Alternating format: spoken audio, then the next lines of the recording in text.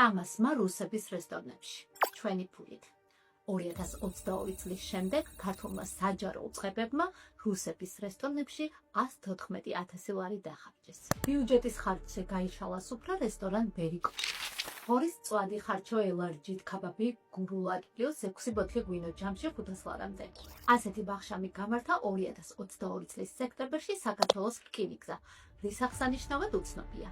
ბერიკოს მფლობელთა ნაწილი დღესაც რუსეთში არიან, მართავენ სხვილ ბიზნესებს და მუშაობენ რუსეთის სახელმწიფო სტრუქტურებში. ერთ მათგანს პუტინის ორდენიც აქვს, მამულის წინაშე დამსახურებისთვის. ასევე ბერიკოში გაშალეს სუფრა შემოსავლების სამსახურის, ეროვნული ბანკის, საზოგადოებრივი მაუწყებლის და სხვა უწყებების წარმომადგენლებმა, ჯამში 48,000 ლარის. თბილისის მერიაც რუსების რესტორნებში ვახშმობს და სადილობს. 2023-2024 წლებში სამჯერ უმასპინძლეს დედაქალაქის ყუმრემს რესტორან ხედიში.